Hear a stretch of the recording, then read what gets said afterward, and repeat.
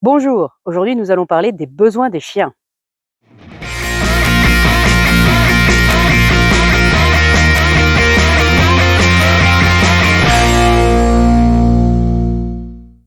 Le cerveau est un organe génétiquement programmé pour permettre à un individu de combler ses besoins fondamentaux. La plupart des problèmes de comportement chez les chiens sont en fait liés à l'insatisfaction d'un ou de plusieurs de leurs besoins, et c'est pourquoi je considère personnellement qu'il est vraiment essentiel que tous les propriétaires de chiens puissent avoir déjà entendu parler au moins une fois de leurs besoins afin de les satisfaire. Personnellement, je ne vois pas les besoins comme une pyramide. Ça signifierait que les étages supérieurs auraient moins d'importance que les étages inférieurs et que donc on pourrait s'en passer. C'est pas vrai. Chaque étage est absolument essentiel pour les individus. Moi, je vois ça plutôt comme une tour, en fait. Alors bien sûr, il faut partir du principe que pour que la tour tienne la route, il faut qu'elle ait des fondations solides et que c'est impossible de poser le dernier étage de la tour si on n'a pas d'abord construit tous les autres. C'est aussi simple que ça. Les fondations de cette tour, ça va être les besoins physiologiques, donc les besoins liés au bon fonctionnement du corps. Alors bien sûr, en premier lieu, on va retrouver boire de l'eau propre et en quantité suffisante. Limiter l'accès à l'eau de son chien, en plus de créer un stress intense pour le chien, ça peut créer des problèmes de santé assez graves au niveau des reins et au niveau du système urinaire. En deuxième lieu, manger, bien sûr. Manger une nourriture de qualité qui permette de rester en bonne santé, mais également prendre du plaisir dans ce qu'on mange. C'est essentiel pour les individus d'aimer ce qu'ils mangent. Et bien sûr, manger en toute tranquillité, non, sans jamais être dérangé. Personne n'aime qu'on lui pique dans son assiette ou qu'on essaye de récupérer quelque chose qu'on lui a donné. Mettre la main dans la gamelle de son chien, c'est le meilleur moyen de le rendre méfiant et de lui donner l'envie de protéger sa gamelle. En troisième position, dormir bien sûr. Dormir dans un endroit confortable et serein, sans jamais être dérangé non plus. Personne n'aime être réveillé et encore moins être réveillé en sursaut. Un chien a besoin d'un sommeil de qualité et en quantité suffisante, environ 16 heures par jour. Une fois qu'on a mangé, une fois qu'on a bu, on va avoir besoin d'éliminer. Le chien a besoin de pouvoir uriner suffisamment régulièrement. C'est agréable pour personne de devoir se retenir 10 heures ou plus. Et en plus, ça aura également un impact sur la santé de votre compagnon. Et enfin, la dernière chose à laquelle on ne pense pas suffisamment souvent, un être vivant a besoin de bouger, être capable de se mouvoir librement, de faire quelques pas, de changer de position. La restriction d'espace et l'enfermement sont des stress terribles pour un individu. C'est pas pour rien que les humains qui ont fait des mauvaises actions, on les envoie en prison pour les punir. Les chiens libres ne dorment pas dans des tanières, ils dorment à l'air libre. Et de toute manière, les animaux sauvages qui, eux, dorment dans des tanières ou des terriers, comme par exemple le renard, ils n'ont pas de porte à leur terrier. Ils sont libres de sortir quand ils veulent, d'aller et venir, comme bon leur semble. Au deuxième étage de notre tour, on va retrouver les besoins de sécurité. Alors évidemment, ici, on ne parle pas uniquement de sécurité physique, mais aussi de sécurité affective et psychologique. Les chiens ont besoin de vivre avec des humains qui vont être des bases sécuritaires, stables et rassurantes. On a pu démontrer par imagerie médicale que l'impact sur le cerveau de la violence verbale était exactement le même que l'impact de la violence physique. En gros, dans notre subconscient, quand on se fait crier dessus ou punir, c'est exactement la même chose qui se passe que si on prenait une baffe. Ça génère exactement le même stress et exactement le même sentiment d'insécurité.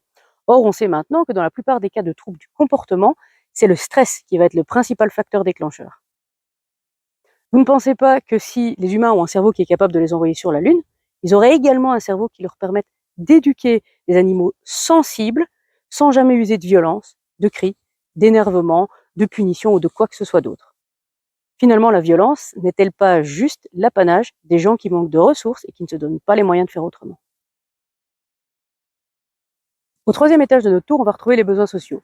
Ben oui, le chien est un animal social exactement comme l'humain. Il va donc avoir besoin de faire partie d'un groupe social. Il doit vivre avec sa famille. Il n'est pas fait pour rester seul au jardin ou pour passer des heures tout seul à la maison. De la même manière, il aura besoin d'avoir des contacts avec des individus de la même espèce que lui. Sans ça, ce serait un peu comme imaginer un humain qui n'aurait vécu jamais qu'avec des chiens. C'est pas possible, il lui manquerait quelque chose. Il doit donc avoir des relations saines avec des congénères.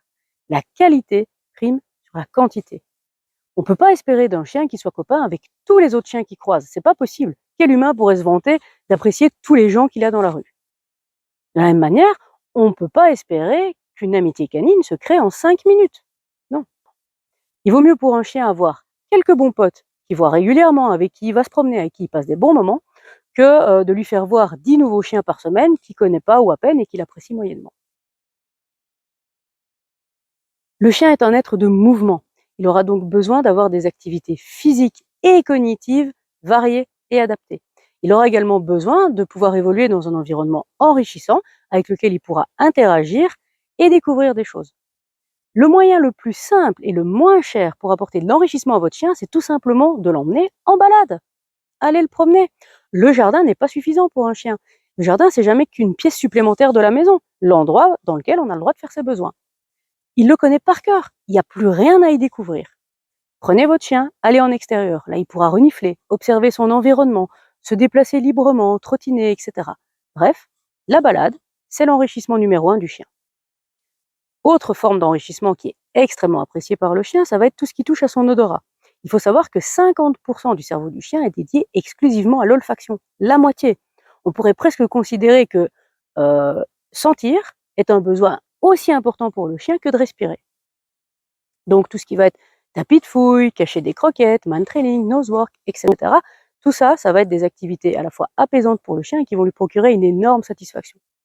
Autre activité apaisante et qui procure beaucoup de satisfaction, ça va être tout ce qui va être enrichissement alimentaire.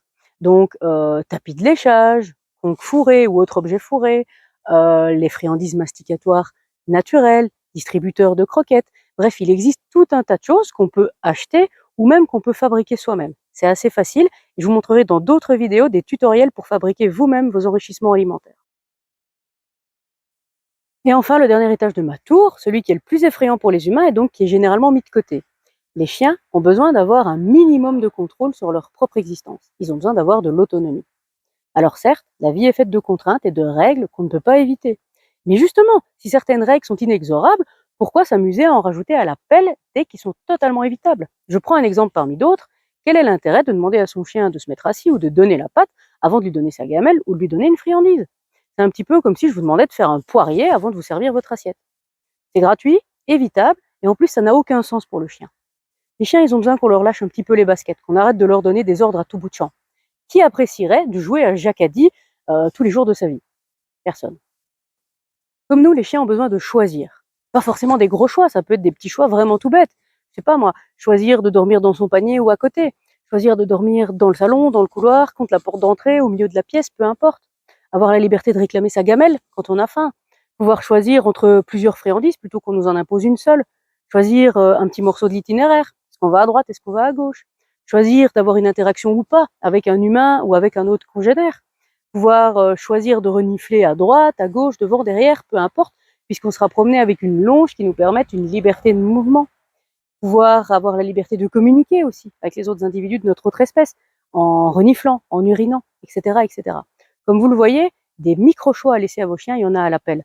À partir du moment où sa sécurité et celle des autres n'est pas en danger, pourquoi l'empêcher de choisir? Comme je vous ai dit tout à l'heure, dans ma tour, chaque étage est absolument essentiel à l'équilibre d'un individu. Ne les négligez pas, aucun, y compris le dernier. J'espère que cette vidéo vous a plu. Écoutez vos chiens, respectez-les, et moi je vous dis à la prochaine fois.